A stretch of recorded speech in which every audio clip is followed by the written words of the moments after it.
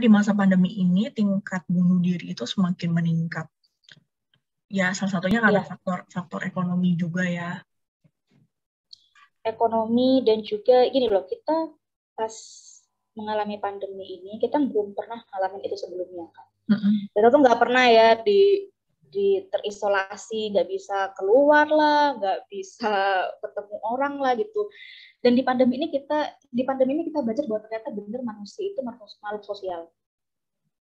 Iya.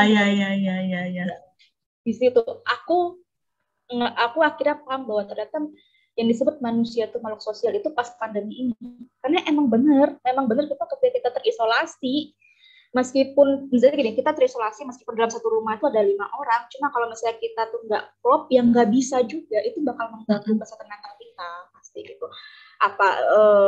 Yang sendiri pun juga, kalau misalnya dia sendirian tapi yang lingkungannya bener-bener nggak pernah ada nanya kabar dia gimana atau gimana, ataupun dia nonton beritanya itu kan pas pandemi awal-awal kan beritanya bener-bener jahat-jahat banget ya gitu. Bombardir beritanya. Itu kan menambah stres pastinya gitu. Nah, akan tetapi ini kabar baik sih sebenarnya, karena pas aku tanya dari dosenku, dia bilang gini, ternyata meskipun angka bunuh diri meningkat ketika pandemi, angka resiliensi pun juga meningkat. Untuk pertama kalinya orang-orang menyadari bahwa kesehatan mental itu penting. Jadi mereka mencari jalan supaya mereka itu bisa survive. Jadi meskipun yang buruk meningkat, tapi yang baik pun juga meningkat. Ya, benar. Positif negatif sih. Pasti segala sesuatu itu ada dampaknya lah. Tapi balik lagi kan, kita mau lihat dari sisi fokusnya, mau lihat dari sisi yang mana yang ngasih. Gitu. Cuma kalau faktor ekonomi belum bisa komen ya kalau penyebabnya itu. Cuma kalau misalnya dari segi biar kapasitas psikisnya kita bisa mensiasatinya dengan kalau misalnya kita lagi ada masalah, jangan justru mencari-cari hal yang bisa membuat kita semakin ngerasa kalau misalnya masalah ini tuh iya parah banget. Jadi misalnya gini, kamu lagi ada masalah, yang kamu cari adalah film-film yang berkaitan dengan masalah tuh nggak bisa diselesaikan, atau kamu dengerin lagu-lagu yang justru nggak bikin semangat kamu up, apalagi ya Bera yang bisa bikin kalau kita lagi depresi malah makin terpuruk. Ketemu sama teman-teman yang punya masalah tapi nggak punya semangat, nggak ada spirit buat fighting gitu loh sama atas masalahnya, ya nggak sih? Tapi coba cari hal-hal positif. Kalau dari ini apa? Aku gini, ketika kita depresi, kita yang pertama adalah kita mengakui bahwa kita sedang tidak baik-baik saja. Ya, itu perlu juga. Mengakui itu loh yang susah ya. Mengakui bahwa I'm not okay itu susah. It's okay not to be okay. Yes, katanya. Exactly gitu. Itu susah gitu.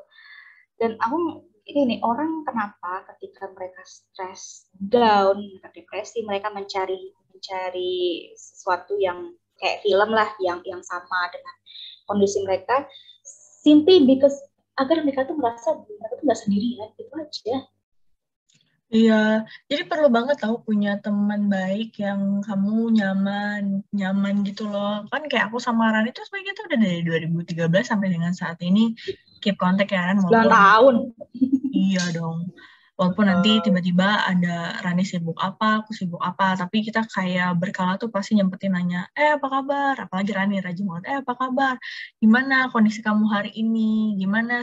Kita tuh nggak cuma nanyain sehat fisik, tapi kita nanyain juga soal kondisi, masalah kita, pas segala macam gitu. Kayak saling ngasih spirit aja sih gitu. Kalau semuanya bisa kok, kita bisa lewatin, kita bisa selesaiin gitu-gitu. Dicoba satu-satu gitu-gitu ya. Terus kayak ayo tesisnya kerjain, nggak akan bisa selesai kalau nggak mulai dikerjain gitu. Yang bilangnya pas skripsi kemarin hampir DO kata Le. Iya. Bisa sampai ngomong kayak gitu. Udah hampir dewe, ayo Ran, bisa Ran. Dan semuanya. Gitu. Tapi kita perlu juga tahu sebenarnya punya teman sharing. Supaya apa ya. Dan aku tuh melihat gini juga tahu. Kenapa kita perlu banyak berteman. Karena kita juga jadi bisa lihat gitu loh.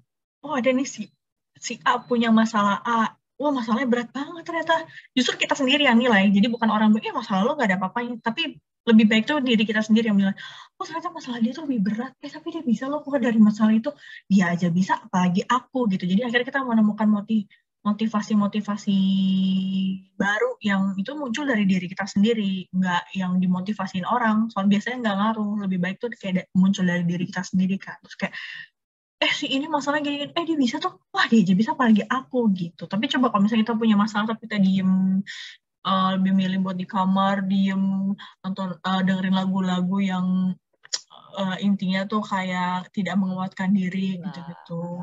Aku pernah ada satu momen waktu aku lagi ada masalah, aku tuh mendengarkan lagu yang aku tuh kayak seolah-olah sudah mendapatkan itu. Jadi seolah aku lagi bahagia banget. Akhirnya energi yang aku dapatkan itu, walaupun itu nggak langsung blek tiba-tiba bahagia, ya pelan-pelan akhirnya mood aku, pola pikir aku, segala sesuatu itu langsung mulai mengikuti bahwa semuanya tuh baik-baik aja, aku bisa selesaiin semuanya, ya puji Tuhannya buktinya kita bisa sampai di titik ini gitu. Ini juga sih Bel, kita kalau aku pribadi ya gitu ya, dari pengalaman aku, meskipun aku dengerin lagu sedih, nonton film sedih, bisa tuh film-film yang depressing lah gitu ya. Kita harus tahu batas di mana, oke, kita nonton, denger film sedih, toh hari ini aja selesai. Kita ngerasain semua nih perasaan kita di hari itu. Gitu. Kita keluarin semua emosi-emosi negatif. Karena kalau misalnya nggak dikeluarin, ya percuma, nggak bisa juga gitu kan, nggak bisa selesai. Gitu. Tapi ketika kita udah bisa keluarin semua emosi negatif kita, besok gitu, kita akan lebih fresh dan kita akan lebih bisa mikir dengan jernih. Karena gini, ketika orang depresi, ya susahnya tuh apa sih? Mereka tuh nggak bisa pikir jernih, gitu tuh. Mereka tuh nggak bisa berpikir dengan jernih. Ketika solusinya stres, apa dong? Jadi kita muter-muter. Solusinya, tapi ini dari pribadi ya. Balik lagi semua orang pasti berbeda. Cuma kalau aku pribadi, solusinya adalah ketika kamu ngalamin depresi, ya udah kamu akui kamu sedang tidak baik-baik saja. Kamu keluarin semua emosi negatif kamu. Gak ada yang salah dengan emosi negatif itu. Gak ada yang salah dengan emosi negatif. Keluarin semuanya. Cuma kamu juga kasih batas sendiri kamu bahwa oke, aku keluarin kok sehari ini aja, 24 jam ini aku keluarin semuanya. Besok kita coba lagi jadi lebih baik. Jadi jangan berlama-lama di satu fase tersebut. Gitu. Karena kita sedih tuh capek, badan kita sakit semua, imun kita turun gitu kan. Apalagi zaman sekarang nggak boleh banget imun turun ya gitu. Karena si koronce kemana-mana nih gitu. Karena ketika kita stres, depresi, kita tuh sulit untuk berpikir dengan jernih. Nah, cuma kalau kita udah bisa ngeluarin emosi negatif kita, pikiran kita setidaknya bisa lebih plong gitu ya. Kita bisa menyelesaikan masalah itu dengan porsi yang kecil-kecil dulu. Masalah itu tuh kayak makanan sebenarnya. Gitu. Lu kalau mau lahap semuanya, keselak iya, jadi usus buntu juga iya gitu kan. Makanya kenapa? Makanya selesaikan satu-satu, selesaiin dikit-dikit, ambil dulu nih. Mungkin nasinya dulu deh yang masuk. Oke, satu selesai, diselesain sampai kelar. Oke, gitu. Terus masuk nih sayurnya 1 sendok lagi gitu kan. Dikunyah, diproses sampai selesai kelar gitu. Lama-lama itu tuh bakal mengecil dan akhirnya tuh ketika masalah itu habis, yaudah di sana kamu akan merasa kenyang dalam artian gitu. Gila ya, gue udah kenyang nih sama masalah nih. Happy kan, kalau kita kenyang happy kan gitu. Bahagia gitu. Itu jadi sekarang gilirannya dessert, kalau dessert tuh udah bahagia lah istilahnya. Kalau masa tuh udah kayak makan nasi, makan pokok. Dan satu lagi, masalah itu gak akan pernah habis, pasti ada aja. Cuma gak apa-apa, itu bagian dari kehidupan. Semakin cepat kita menerima bahwa masalah itu adalah bagian dari kehidupan, semakin cepat pula kita menyelesaikan masalah tersebut. Ini keren banget. Tapi itu benar banget. Dan setiap ibarat itu kayak kita tuh kadang nggak sadar apa yang kita kayak permainan atau apapun lah yang kita lakuin tuh secara nggak sadar tuh kayak memberikan sebuah pembelajaran juga buat hidup kita. Ya kayak main game aja, kalau pasti kan dia setiap level itu punya kesulitannya masing-masing. Jadi saat kita bisa nyelesain masalah di kehidupan kita saat ini, di saat kita bisa menyelesaikan tantangan yang ada di level games itu, pasti nanti kita naik level lagi. Tapi kan di level selanjutnya bukan justru lebih mudah toh. Yang kita dapetin kok makin rumit gitu. Akhirnya kita dan biasanya tuh di dalam games kita punya beberapa kali kesempatan ya. Nah, di hidup juga kita punya beberapa kali kesempatan. Gagal nggak apa-apa, coba lagi sampai akhirnya nanti kita up sampai kita mati. Mati buat binatang sampai kita meninggal. Menurut aku tuh selama kita hidup, selama itu juga masalah tuh pasti ada. Cuma balik lagi kita mau mempersepsikannya seperti apa. Dan menurut aku ya penting banget punya relasi atau orang terdekat yang pola pikir dan pandangannya positif. Karena kalau misalnya enggak, nanti kalau kita ada, misalnya gini deh, aku temenan sama Rani ini orangnya menggerutu terus. Setiap ada masalah apa tuh langsung melihat dari sisinya kayak, aduh kayaknya nggak ada harapan gitu-gitu.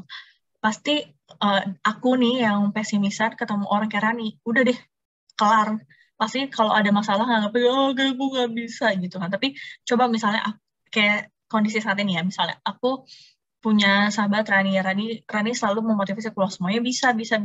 Ayo ini mulai dari sini ini kita selalu gitu ya Ran. Yang terjadi apa? Ya kita yakin kita bisa, kita pasti ketemu jalannya, kita pasti gitu. Akhirnya ya puji Tuhannya kita bisa ada, aku dan Rani bisa ada di step ini, dan aku yakin semua teman-teman yang lain juga bisa melalui apapun yang kalian alami saat ini, karena kan emang ya namanya juga kehidupan. Kalian semua pasti punya kesusahan dan kesulitannya masing-masing, tapi percaya kalau misalnya kalian yakin, percaya sama diri kalian kalau kalian bisa selesaiin, aku yakin dan percaya juga kalau kalian bisa selesaiin. Kalau kita aja bisa, apalagi kalian gitu kan, katanya kita sama-sama makan nasi kan. Kecuali satu teman kita yang makannya bisa makan nasi. Nah itu kayak kamu makan nasi. Kayak kamu Monik makan nasi, tapi gimana? Tapi kamu Monik juga bisa menyelesaikan masalahnya dengan baik. Iyalah. Gitu. Apapun jenis makanannya ya gitu. Minumnya teh botol sro.